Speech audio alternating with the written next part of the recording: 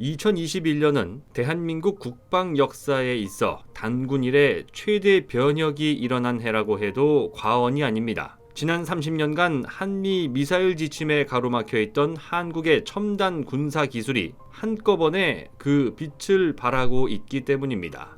이미 세계 6위까지 올라온 우리의 군사력이 어디까지 커지게 될지 마음껏 들떠도 좋을 것 같습니다. 우리나라는 1970년대 이후 북한의 군사력에 맞대응하기 위한 무기 개발 국산화 체계를 갖추고자 끈질기게 노력해왔습니다. 하지만 소련과 중국 그리고 북한에 인접한 우리나라가 강력한 군사력을 갖추게 될 경우 자본주의와 공산주의가 가장 첨예하게 대립한 한반도에 심각한 위기가 찾아오게 됩니다. 공산주의 진영으로 하여금 전쟁의 빌미를 제공할까 우려한 미국은 박정희 정권이 미사일을 개발하지 못하도록 압박하게 되고 결국 1991년 한미 미사일 지침이 합의에 이르게 됩니다. 한미 미사일 지침은 대한민국의 군사력 확장을 막는 족쇄였습니다.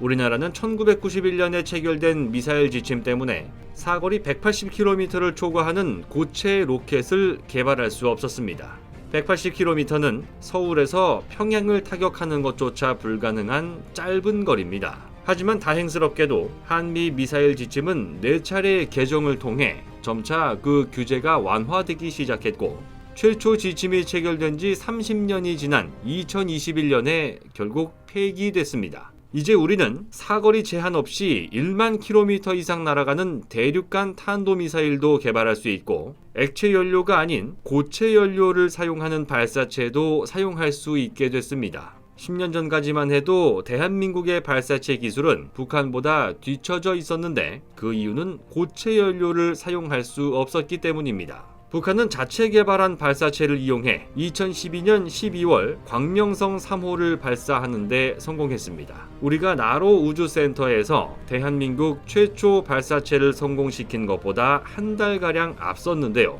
고체 연료를 사용한 북한과 달리 우리나라는 액체 연료를 실은 발사체를 사용했습니다. 고체 연료를 쓰는 발사체는 액체 연료에 비해 3분의 1 수준의 부품만으로 제작할 수 있어 개발 비용이 저렴합니다. 게다가 동일한 추력을 내기 위해 훨씬 가볍게 만들 수 있는데요. 발사 직전에만 연료를 채울 수 있는 액체 연료 로켓에 비해 신속하게 쏠 수 있기 때문에 무기로서의 활용 가치는 훨씬 뛰어난 것으로 알려져 있습니다. 그런데 이제 우리나라도 고체 연료를 사용할 수 있게 된 겁니다.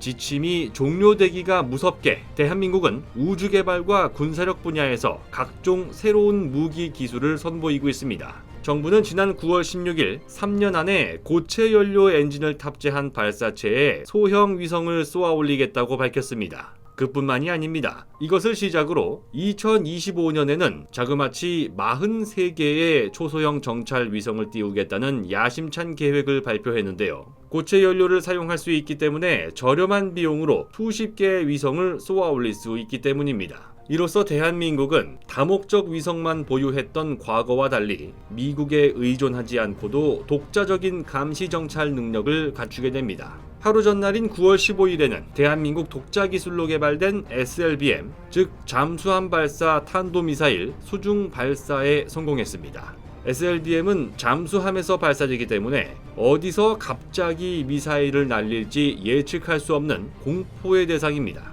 한국의 SLBM 발사 성공은 세계에서 7번째로 일본은 아직 개발에 성공하지 못했고 북한보다도 한 발 앞섰습니다. 이로써 발사체 기술에서도 한국은 북한을 뛰어넘어 앞으로 기술 격차를 크게 벌릴 수 있을 것으로 기대되는데요.